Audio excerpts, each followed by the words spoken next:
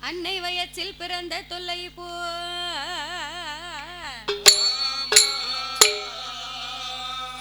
போகா துயரம் போம் குணமான் மருணை கோபுரத்துள்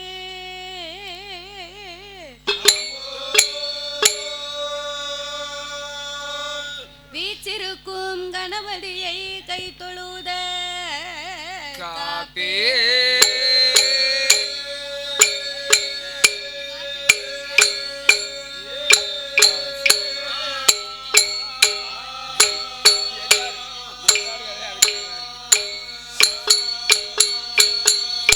வாக்குண்டாம் நல்ல மனதுண்டாம் வாமலராய் நோக்குண்டாம் மேனி நொடுங்காதே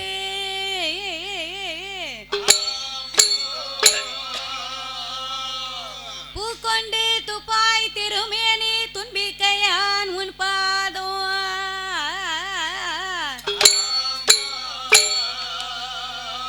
தப்பாமல் சார்பார் தமக்கே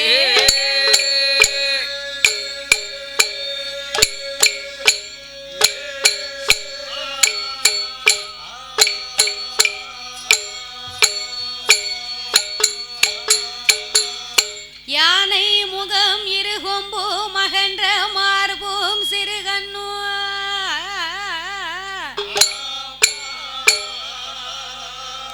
பானை போல் பெருவயரும் பங்கான பொன்பு நூலலகும்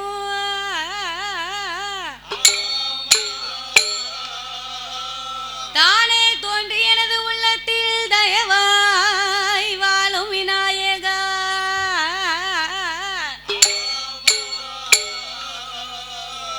நானே உமது பாதம் பணிவேன் என் நாவில் வந்துதிப்பாய் ஓம் கணபதியே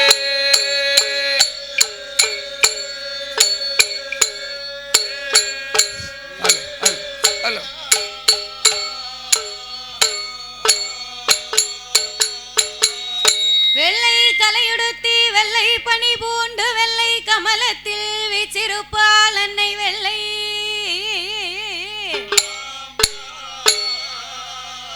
வெள்ளை அரியாசனத்திலே அரசரோடு என்னை சரியாசனத்தில் வைத்த என் தாயே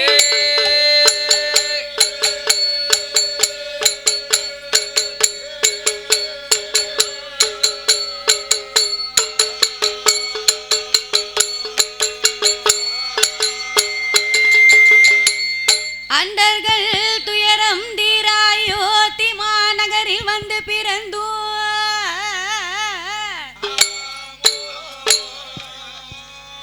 தண்டகாருண்யம் சென்று சமுத்திரத்தை ஓரணையாகவே கட்டி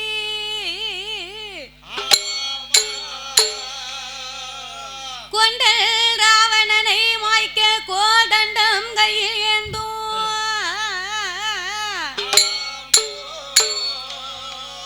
பண்டரி போச்சும் ராமா ராமச்சந்திரா உன் பொன்னடி கமலாம் போதி போதி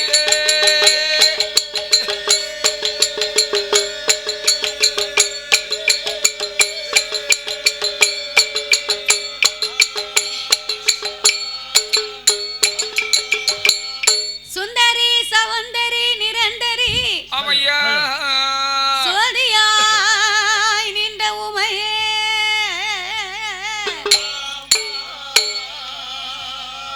சுக்கிரவாரத்தினால் உன்னை தரிசிப்பவருக்கு அருள் புரிவாய் என் தாயே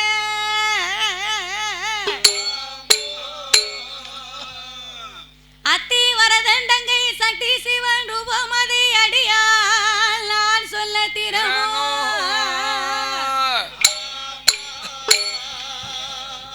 இந்த அழகான கங்கனாங்கினருமான நகரத்திலே புகழாக வந்தமர்ந்த என் நம்பிகை அங்கையர் கண்ணி அகிலாண்ட கோடி பிரம்மாண்ட நாயகி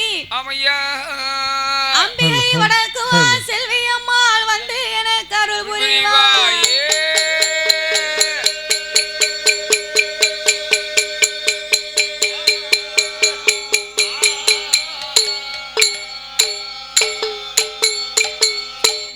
பச்சாத பொய்கை வளநாடு கண்டு மலை மே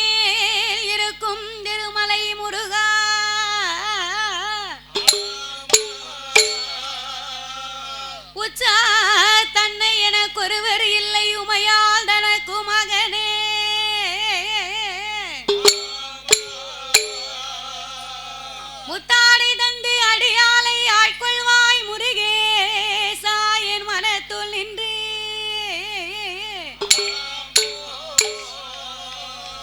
விஸ்தனமாகவே புள்ளி மயில் ஏறி வர வேண்டும் எனதருகே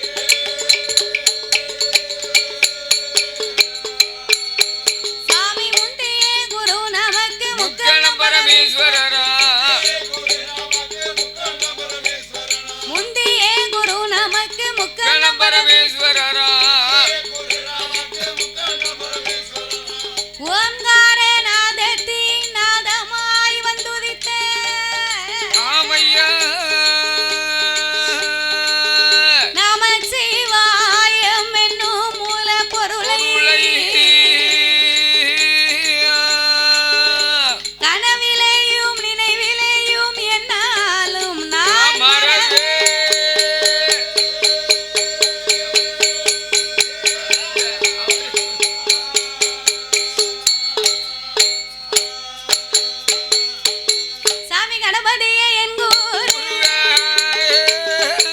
கணபதியே எங்கூர் அப்பனை கனவிலையும் நான் வரவே குணபதியே அருமுக சாமி குஞ்சரமே உமை பாட நாம பாடுவோமே ராமா நாங்கள் மலகாலம் உமை தொழுத தேடுவோமே ராமா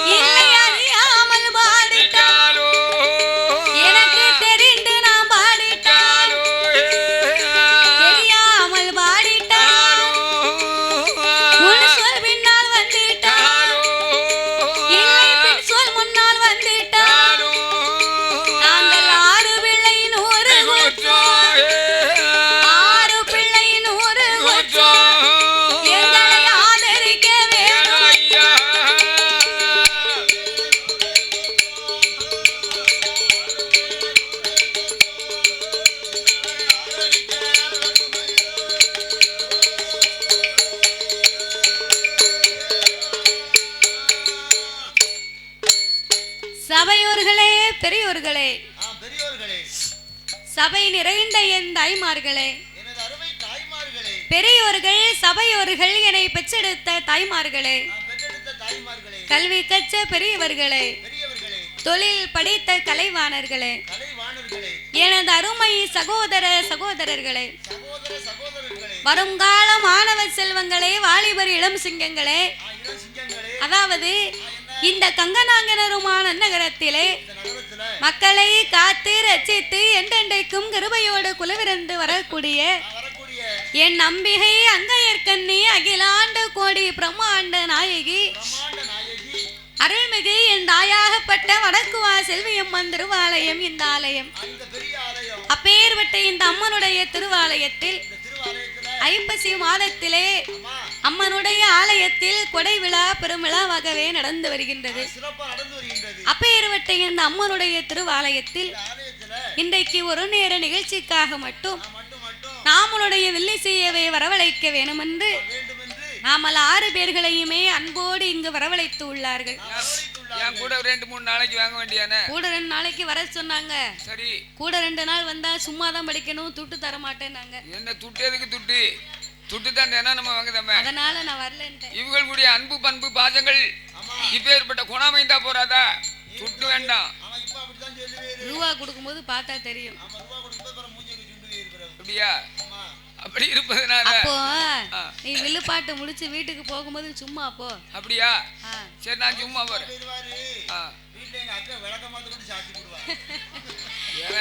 அடிவிடுமா வேடிக்கை கொண்டு நிக்காரு.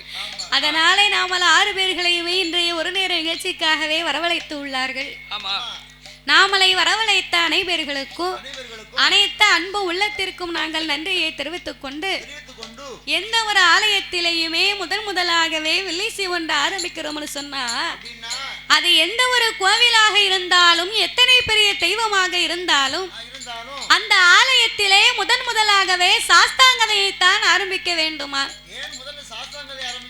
ஏன் தெரியுமா? அகில உலகத்திலே கலியுக தெய்வமாகவே வந்து பிறந்தவர் ஐயனார் ஒருவர் தான். அப்படின்னா நம்மெல்லாம் தாய்க்கும் தந்தைக்கும் வந்து பிறந்த சாதாரணப்பட்ட மானிட மனுக்கள்.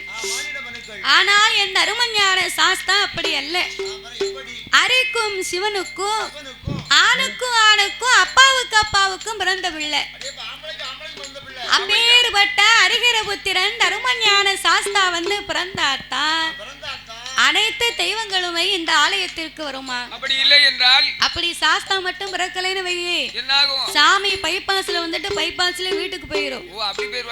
சங்கரன் கோயில்ல போய் உட்கார்ந்துக்கிடுவார். அதனால சரி, அம்மா உள்ளிருந்து ஆலயத்தில் இருந்து வரணும்னு சொன்னால் சாஸ்தா பிறந்தாத்தான் சகல தெய்வங்களுமே இந்த ஆலயத்திற்கு வருமா? ஆகையினாலே 4 வார்த்தையில் சாஸ்தாவை பிறவி செய்து விட்டு சக்தி கொண்டு கொலுவிரண்டு வரக்கூடிய இந்த வடக்குவா செல்வியம்மன் திருப்புகழையே நாங்கள் பாட இருக்கிறோம். பாடும் பாட்டிலே பலது குச்சங்கள் இருந்தாலும் சொல் குச்சங்கள், இசை குச்சங்கள், கதை குச்சங்கள். எங்கள் கதையிலே பொருள் குச்சங்கள். சாரீர குச்சம் குறை இருந்தாலும் சரீர குச்சம் குறை இருந்தாலும் ரொம்ப முக்கியமானது. சாரீர குச்சம்னா ஏற்கனவே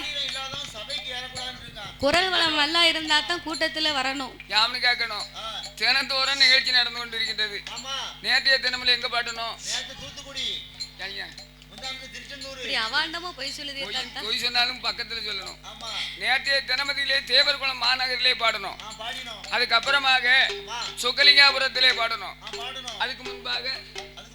அதுக்கு முன்னாலதான் தூத்துக்குடியில படிச்சோம். அதுக்கு பிறகுதான் தூத்துக்குடி போனோம். அதுக்குள்ள 2 வில்லுக்கு வந்து அப்படியே தின நிகழ்ச்சி நடத்தி வருவதனால ஒரு ஊர்ல நல்ல தண்ணி இருக்கும். ஆமா, ஒரு ஊர்ல உப்பு தண்ணி இருக்கும், ஒரு ஊர்ல சப்பு தண்ணி இருக்கும், ஒரு ஊர்ல சவறு தண்ணி இருக்கும், சில ஊர்கள்ல நல்ல தண்ணி இருக்கும். ஓய்வில்லாத உழைப்பு. ஆமா, எங்களுக்கு ரெஸ்டே இல்ல. ஆமா, நான் வரும்போதெல்லாம் பாத்தீங்கன்னா கலப்படமே கிடையாது. நல்ல தண்ணி ஒரு பாட்டில் குடியானே தூக்கி கொடுத்தாரு. நீ ராவா அடிச்சு அந்த தண்ணி இல்ல பாப்பா, நீ உடனே எங்க போயிட்ட நாளைக்கு பாரு. இந்த ஊருக்கு வந்த உடனே சரி 2 கிளாஸ் மாட்டிட்டேன். மாட்ட போய் தானே இருக்க. நட்டமா இருக்காரு. சரி, இந்த ஊர் தண்ணியை குடிச்ச உடனே சரிதான் தொண்டை ஆகையினாலே சரிதான். ஓய்வில்லாத உழைப்பு உறக்கமும் கிடையாது. ஏற்கனவே இந்த மழை தண்ணி நேரம் பாருங்க, எப்போ உடம்புக்கு என்ன செய்யுதுன்னே தெரிய மாட்டேங்குது. அப்படி இருப்பதனால சரி பிறகு நாங்க ஏன் இதெல்லாம் எடுத்து சொல்லுதோம்னா, என்ன செல்லுல பார்க்கும்போது இந்த பிள்ளை நல்லா படிச்சுது, அவன் எல்லாரும் நல்லா அதை பார்த்துட்டு தானே இந்த பிள்ளைய கூப்பிட்டோம். ஆமா இப்ப இங்க வந்து இப்படி படிக்கி அதானே. அப்படின்னு நீங்க எல்லாம் நினைக்க கூடாது. ஆனா எங்களுடைய அதனால உடம்புக்கு கொஞ்சம் சரியில்லை. சரி இல்லனா அதனால சாரீர குச்சம் குறை இருந்தாலும் இந்த மூக்குல மூக்கு இருக்கான்னு எனக்கே தெரியல. அதானே கேட்டேன். ஒண்ணும் தெரியல. கறிக்குழம்பு தான் வாடையே இல்ல. அதனால சரி சாரீர குச்சம் குறை இருந்தாலும் சரீர குச்சம் குறை இருந்தாலும் எங்கள் ஆட்கள் அடி தாளங்களில் ஒரு குறைகள் இருந்தாலும் முன் சொல் பின்னால் இருக்கலாம், பின் சொல் முன்னால் இருக்கலாம். அறிந்து பாடினாலும் அறியாமல் பாடினாலும் தெரிந்து பாடினாலும் எங்களுக்கு தெரியாமல் பாடினாலும் எங்களுக்கு முன்பாகவே இந்த ஆலயத்திற்கும் இந்த ஊருக்கும் எத்தனையோ பெரிய பெரிய புலவர்கள் பேரறிஞர்கள் கவிஞர்கள் எல்லாம் வந்து பாடி இருக்கலாம். பெரிய பெரிய கலைஞர்கள் பாடிய இடம். ஆன போதிலும் அடியால் நான் ஒரு சிறு குழந்தை. உங்கள் வீட்டு பிள்ளையாகிய நான் மாதவி. என்னால் தெரிந்தளவு என் சிற்றறிவுக்கு எட்டியவாறே உங்கள் முன்னால் நான் பாடுகின்றேன். நான் எல்லாம் தெரிந்தவளும் அல்ல, அனைத்தையும் கற்றவளும் கிடையாது. அதாவது ஒவ்வொரு புலவர்களுமே ஒவ்வொரு விதமாக பாடுவார்கள். ஒருவரை போலவே இன்னும் ஒருவர் பாட முடியாது. கச்சது கைமண்ணளவு கல்லாதது உலகளவு என்பார்.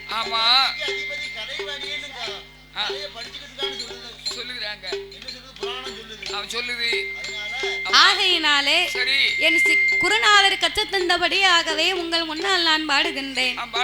உங்கள் வீட்டு பிள்ளை தவறு செய்தால் அதனை எப்படி வீட்டிற்கு அழைத்து சென்று அன்போடு ஆதரிப்பீர்களோ, எப்படி பணமட்டையிட்டு பளிர் பளிர்னு அடிப்பீர்களோ, அது மாதிரி என்ன தவிர மத்த பேராடிங்க. அது மாதிரி உங்க யாருக்காவது கோபம் வந்தா தாத்தா மட்டும் கூட்டு போங்க. தாத்தாவை கூட்டு போய் இந்த கண்ணாடியை மட்டும் தூர கலத்தி வச்சுட்டு தாத்தாவுக்கு 10 இட்லியை வாங்கி கொடுத்து நல்ல வயத்துக்கு சாப்பிட சொல்லுங்க. ஒரு 10 நாளைக்கு கண்ணாடி ஓட்டோம்னா கொஞ்சம் நல்லா இருக்கும். யாருன்னு கேட்கணும். அரவந்து போயிருந்தேன், அதனால இந்த கண்ணாடியை போடுறேன். அரவங்க போயிருந்தியா? அதனால கண்ணாடி கலத்த சொல்லிட்டா.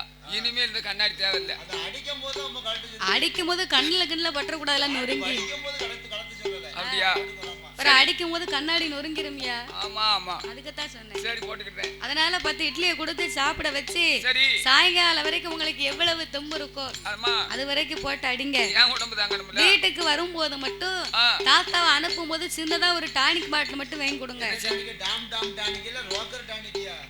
நீர் குடியும் மிச்சம் இருந்தா நம்ம தம்பிட்ட கூடும். அது மிச்சம் இருந்தா சைடுல இருக்காட்ட கொடுங்க. அந்த டானிக் இல்ல, தாத்தாவுக்கு மேல் வலிக்கும்ல அதுக்கு. அதுக்கு 18-48 வாங்கிட்டா வேண்டியதா உனக்கு? அதுதான் கொஞ்சம் வாட வராது. அப்படி இருப்பதனால உங்கள் வீட்டு பிள்ளை தவறு செய்தால் அதனை எப்படி வீட்டிற்கு அழைத்து சென்று அன்போடு ஆதரிப்பீர்களோ அதுபோல் எங்கள் 6 பேர்களையுமே ஆதரிக்குமாறு கேட்டுக்கொள்கிறோம்.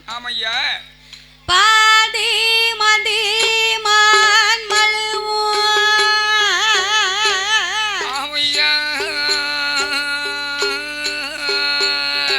கங்கையோடு பாம்பணிந்து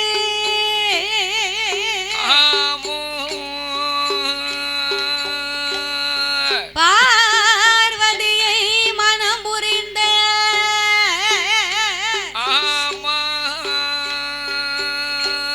ஆதிசிவன் மோகமது கலிதமாகி அச்சுதல் என் பெருமான் இருகரத்தினால் ஏந்த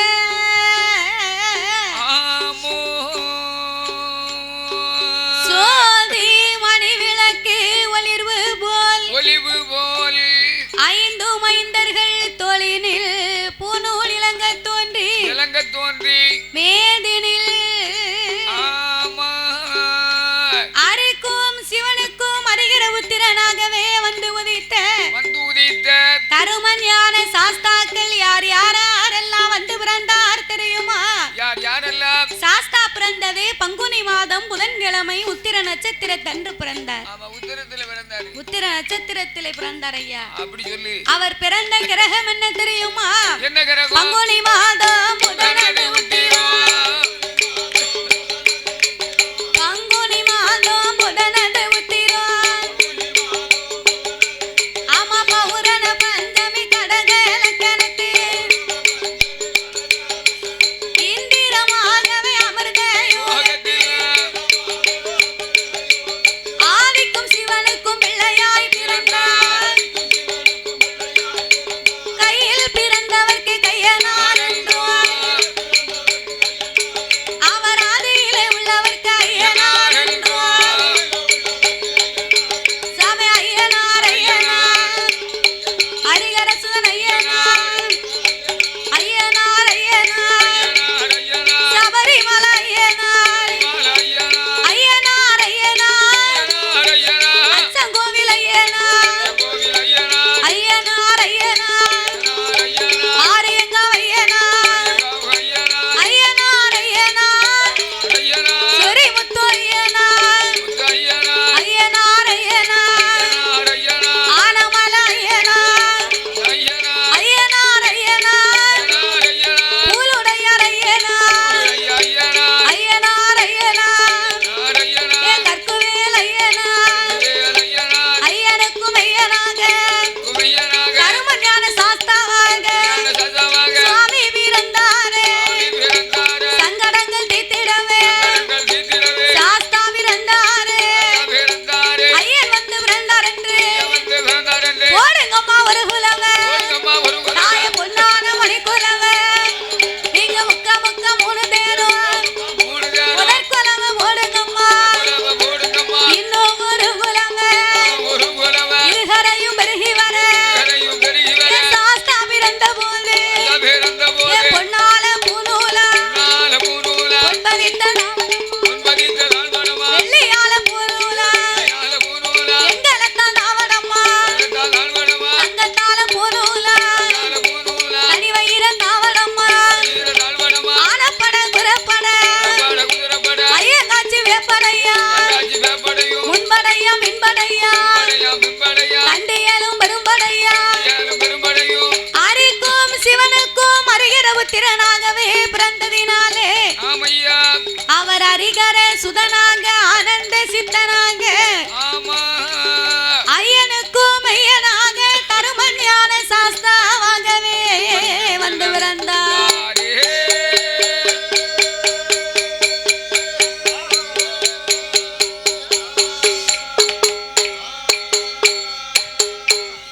சாமி அடிவெள்ளி கைலாசத்தில் ஆடி வெள்ளி கைலாசத்தில் ஆணி பெண்ணால் முடி குலுங்க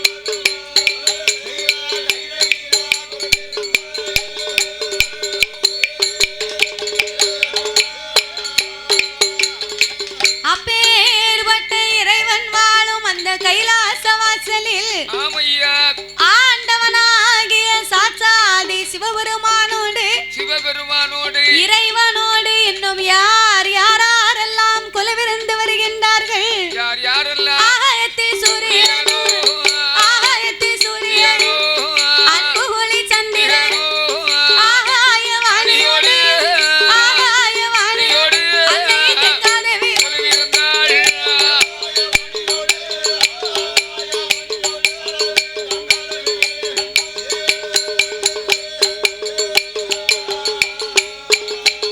அங்கே கொலவிருக்கும் நாளை கைலாச வாசலில் காரை கண்ட பகவானுக்கு தெய்வலோக ரம்பையர்கள் திருநடனமாடுவார் ரம்பை வருவாள் நடனங்களாடுவாள் ஊர்வசியா வருவாள் உல்லாசமா பாடுவாள் வேணகையா வருவாள் மிருதங்கமும் போடுவாள் சரஸ்வதி வருவாள் சரஸ்வதி அம்மா சங்கீதங்கள் பாடுவாள் சரஸ்வதி வருவாள்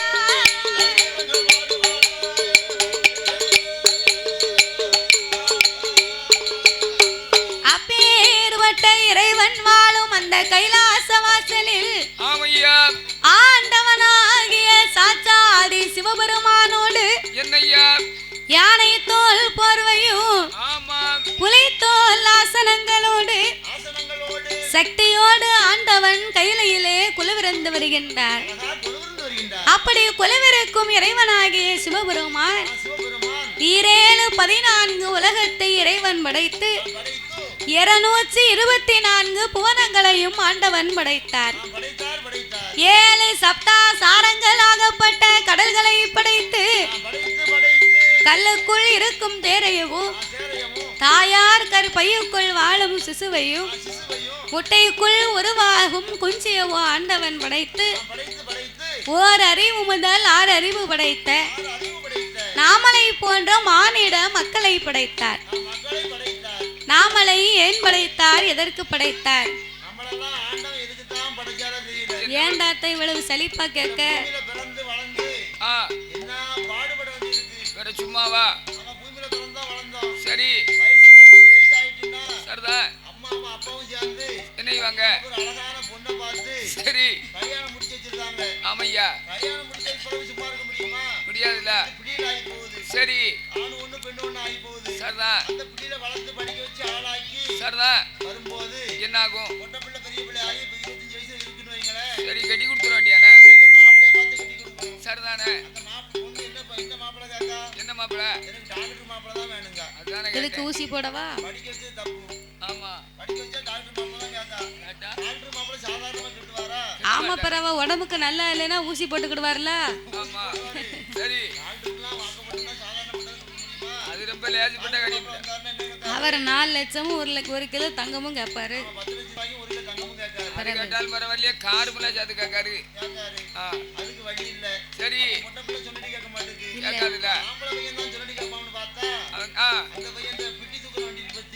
பிட்டி என்னத்தை தூக்குச்சு?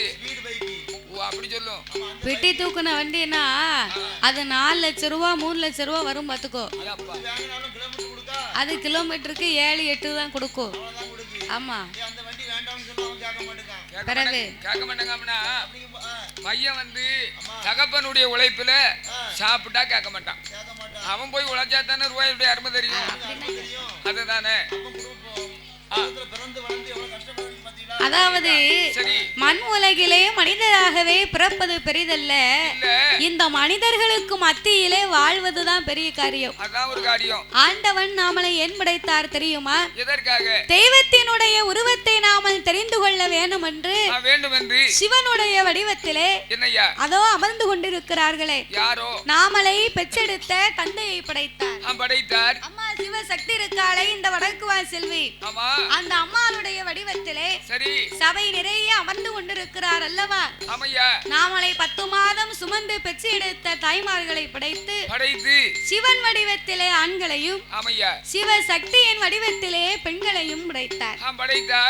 ஆணென்றும் பெண்ணென்றும் ஆண்டவன் அகில உலகத்தை உண்டு பண்ணி சரி நாமளுக்கெல்லாம் 6 அறிவை கொடுத்தார், 9 தத்துவத்தை படைத்தார்.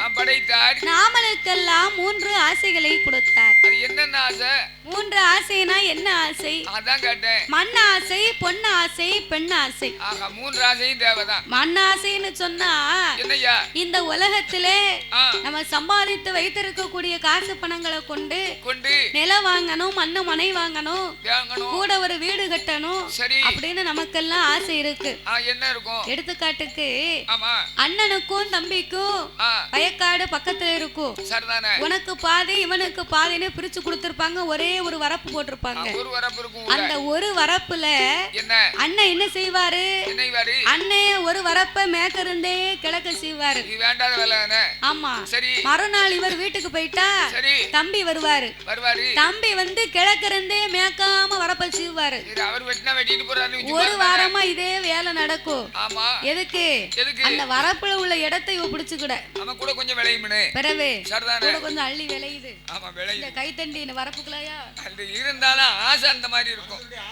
அப்போ மாறி மாறி மாறி வரப்பச்சுனா என்ன ஆகும்? வரப்பு இருக்காது. ஒரு வாரத்துல வரப்பே இல்லாம போச்சு. என்ன நடக்கும்? பிறகு இவங்க 2 பேரும் என்ன செய்வாங்க? ஓ இடம் எது ஏ இடம்னு தெரியாம ஒருத்தனுக்கு ஒருத்தன் சண்டை போட்டு போலீஸ் கேஸ் ஆகி கோர்ட்டுக்கு போய் 1 லட்சம் ரூபாய் செலவு பண்ணா மட்டும்தான் மறுபடியும் வீட்டுல உட்காருவாங்க. அந்த மண் ஆசை மனிதனுக்கு அப்படி இருக்கு.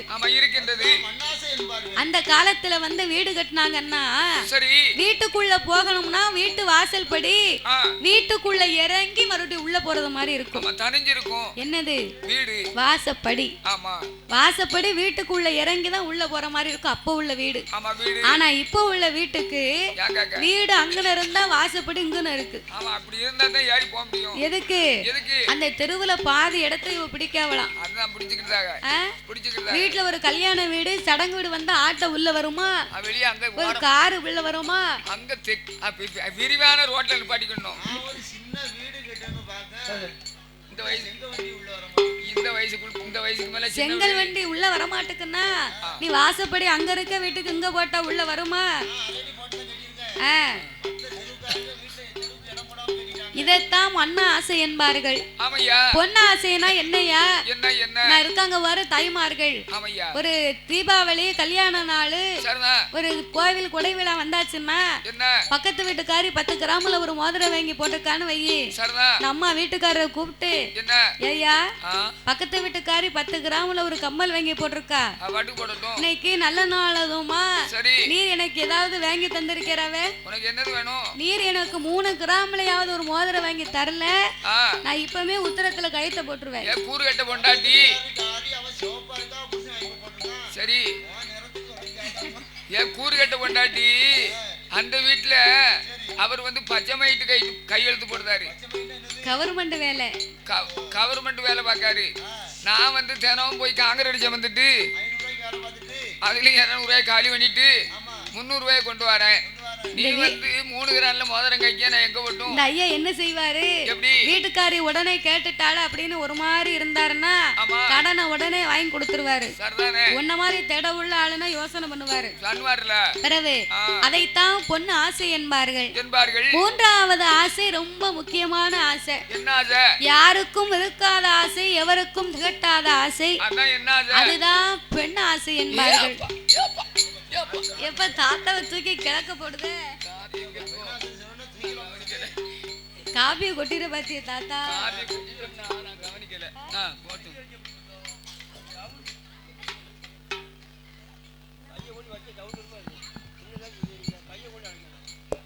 அவ உடுக்கடிப்பாவளா கையை கொண்டு அடப்பாவளா?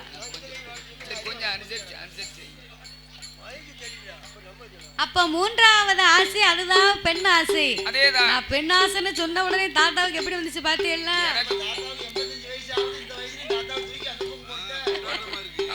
அதாவது ஒரு மனிதன் வந்து வாழ்ந்து அனுபவித்ததுக்கு பின்னால ஆனா பிறந்தவர் செத்து மடிந்துட்டான்னு வையி, செத்ததுக்கு பின்னால அவரை கொண்டு கட்டையில வச்சு கட்டை தீப்பிடிச்சு எரியும். அப்ப கட்டை தீப்பிடிச்சு எரியும் போது காத்துல சாம்பல் பறக்கும். அந்த சாம்பல் சொல்லுமா என் பொண்டாட்டி என் பொண்டாட்டி என் பொண்டாட்டின்னு சொல்லிக்கிட்டே போகுமா.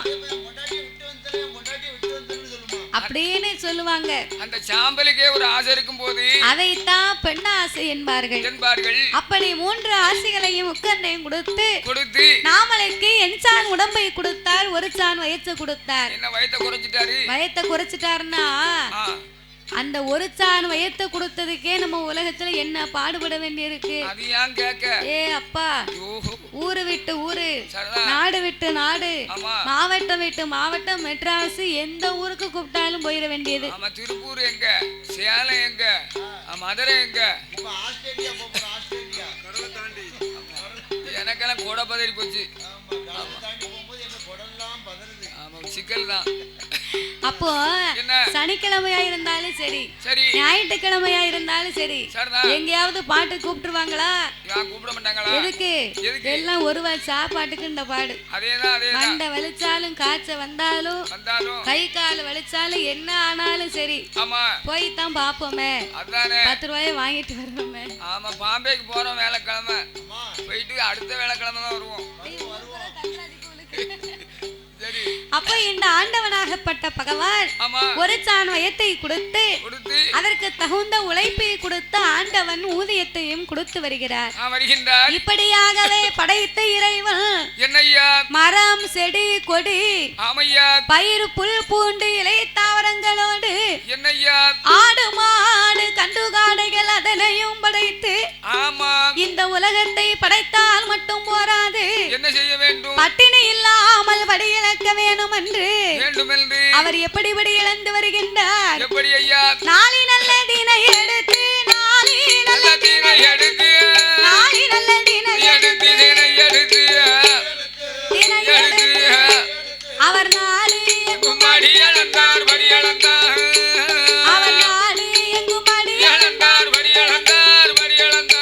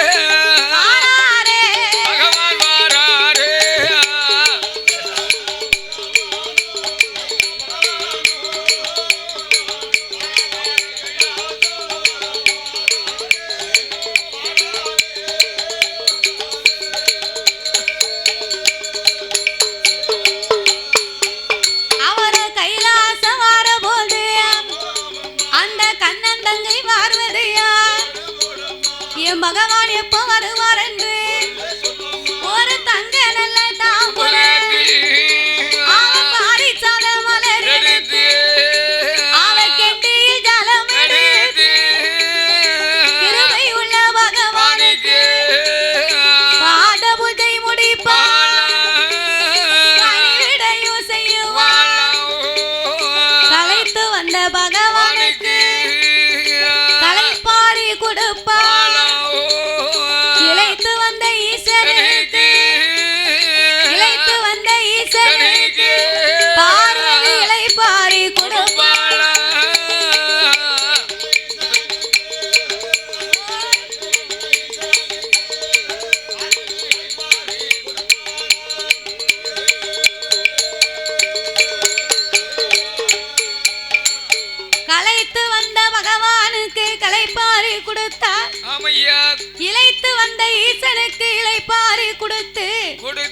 படியிழந்த ஆண்டவனுக்கு பாலும் பழமும் கொடுத்தாளாம் அந்த பார்வதா தேவி. அவெல்லாம் பொண்டாட்டி ஏவோ வீட்டுக்காரம்மா பிடிக்கலையா?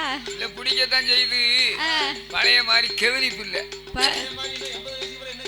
பழைய மாதிரி கவனிப்பில்லைன்னா அந்த காலத்து ஆம்பளைங்க காலையில எந்திரிச்சு வேலைக்கு போனாங்கன்னா அதிகாலை 5 மணிக்கு அந்த ஐயா தோல்ல ஒரு மம்பட்டியை தூக்கி போட்டு பேயாமல பெரும் மலையில ஒரு கோட்டை விதப்பாட்டை ஒத்தையிலே வரப்போட்டு வாராம்.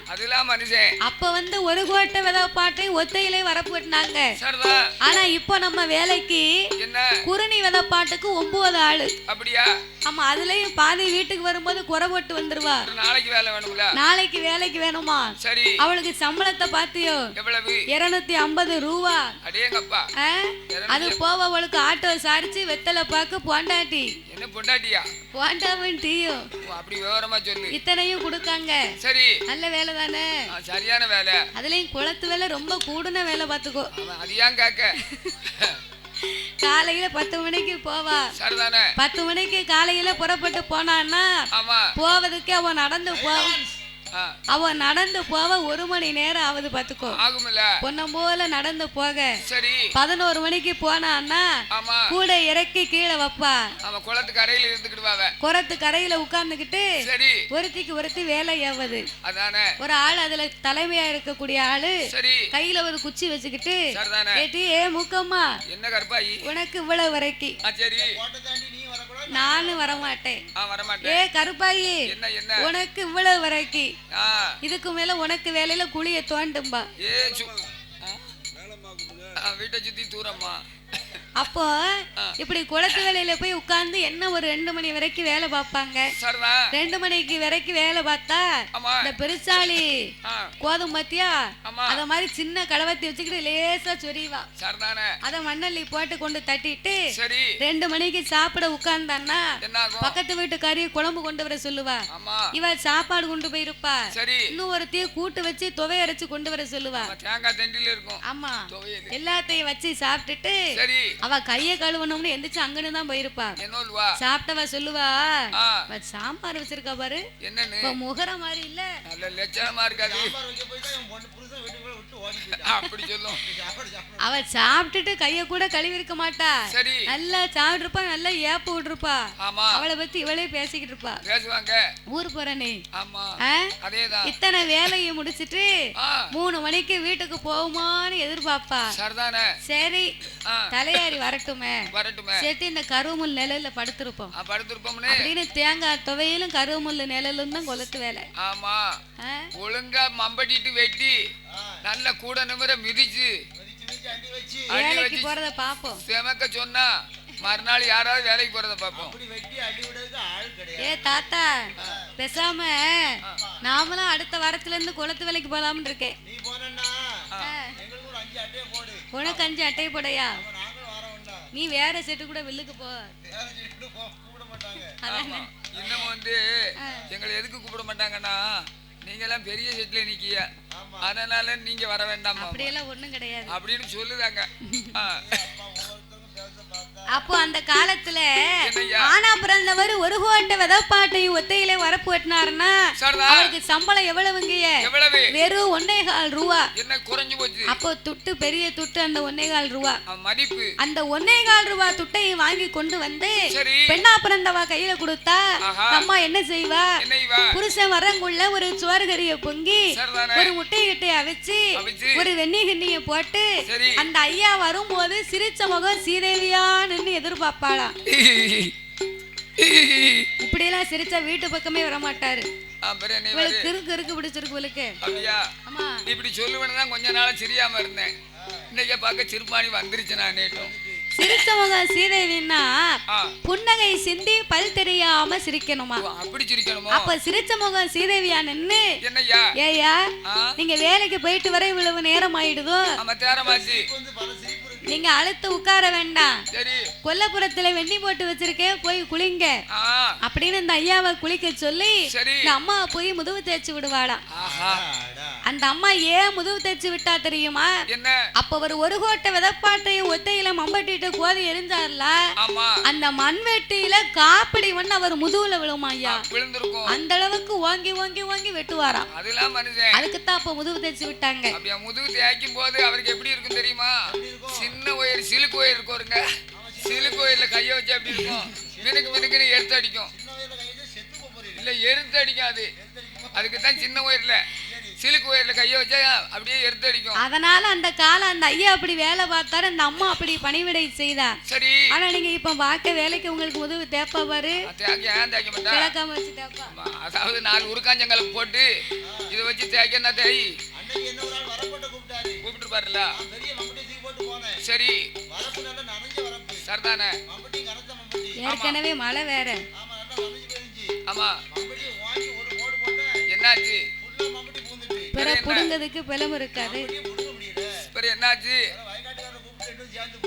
சரி அப்படியா? பிற இப்படி வேலை பார்த்தா உங்களுக்கு அவ பாத பூச்சை மடிப்பாளா, தூக்கி போட்டு மிதிப்பா. அதான் சீத்துவங்கிட்ட கழுதைக்கு சின்ன சின்ன கழுதை துணையா அந்த கதவுல இருக்கும். அதனால பகவானும் பார்வதியும் அப்படி அல்ல. ஆண்டவன் படி இழந்து வந்ததனால ஆதிசக்தி பார்வதியாள், ஆதிசக்தி பார்வதியாள் ஆண்டவே பகவானுக்கு பாத பூஜை முடிப்பாள், பணிவிடையும் செய்யுவாள். தலைப்பாரி இளைப்பாரி தலைப்பாரி இளைப்பாரி கையில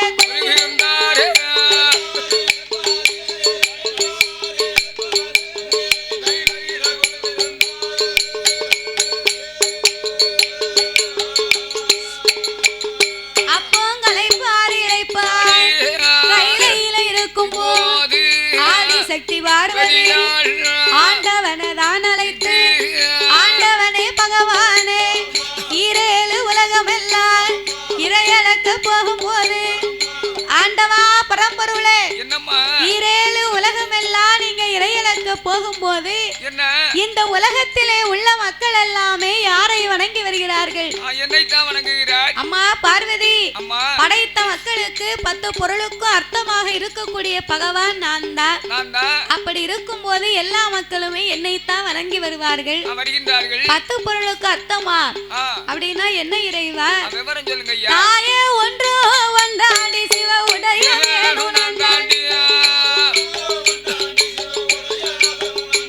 தாயே ஒன்றோ ஒன்றாண்டி சிவ உடைய வேணும் தாயே இரண்டும் இரண்டாண்டி சிவ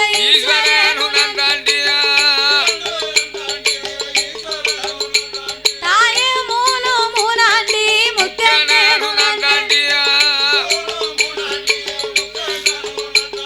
எம்மா 4 4ஆண்டி 4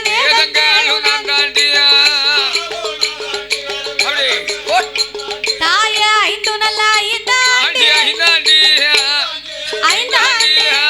5 பஞ்சபூதங்களும் நான் தாண்டி 5 பஞ்சபூதங்களும் நான் தாண்டி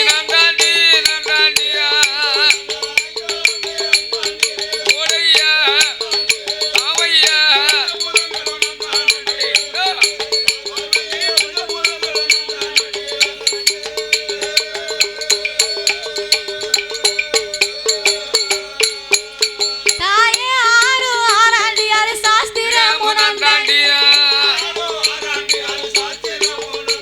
எம்மா 7 7ஆண்டி 7 சமுத்திரமும் நான் தாண்டி தாயே 8 8ஆண்டி 8 திசைகளுமே நான் தாண்டி 9 9ஆண்டி நவக்கிரகம் நான் தாண்டி 10 நல்ல 10 நல்ல 10 நல்ல 10ஆண்டி 10ஆண்டி ஓ பகவானு நான் தாண்டி ஓ பகவானு நான் தாண்டி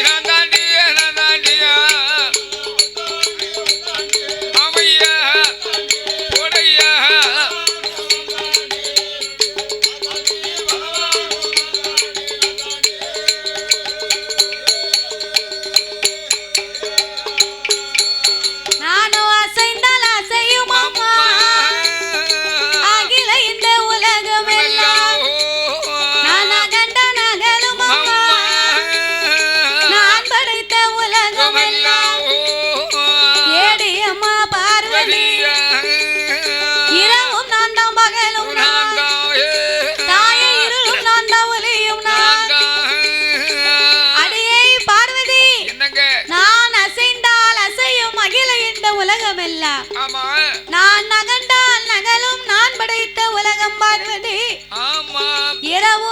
தான், பகலும் நான் தான், நான் தான், இருளும் நான் தான், ஒளியும் நான் தான், நான் தான், பூமியும் நான் தான், பூகம்பமும் நான் தான் பார்வதி, பார்வதி, சுனாமியும் நான் தான், சுழலும் கோள்களும் நான் தான், நான் தான், 8 திசையும் 16 கோணங்களும் அடியேன் தான் அம்மா.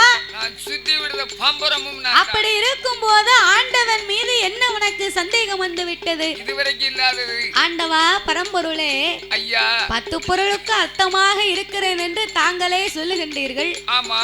அப்போ ஏன் உங்களுக்கு எனக்கு தெரியாமல் வேறு 2 பேர்களை நீங்கள் ஏன் வணங்க வேண்டும்? எதற்காக பார்வதி? அம்மா, இதற்குத்தான் என்கிட்ட சந்தேகப்பட்டாயா? இதுக்குதான் நான் உலகத்தை படைத்து பாதுகாத்து வந்தாலும் இந்த இருக்கக்கூடிய மானிட மக்களுக்கெல்லாம் எல்லாம் காலையிலேயும் மாலையிலேயும் ஒளி கொடுக்கணுமானா யாரால முடியும்? யாரால முடியும்? காலையிலே தோன்றும் கதிரவன், மாலையிலே தோன்றும் சந்திரன். சந்திரனும் சூரியனும் இல்லையானா சகல உலகத்துக்கு ஒளி கிடைக்குமா? கிடைக்காது. அதனால என் வலது கண்ணை சூரியனாகவும் ஆமையா ஆண்டவன் இடது கண்ணை சந்திரனாகவும் நான் வணங்கி வருகிறேன் அம்மா. அம்மா என்று இறைவனார் எடுத்து சொன்ன போது என்னையா அந்த ஆண்டவனை நம்பாத பார்வதி என்ன செய்கின்றாள்? அது எப்படி இந்த ஆண்டவன் 2 கண்களும் சந்திரன் சூரியனா இருக்க முடியும்? எப்படி முடியும்? இதனையே நாமல் பரிசோதித்து பார்க்க வேண்டும் என்று அந்த ஆதிசக்தி பார்வதி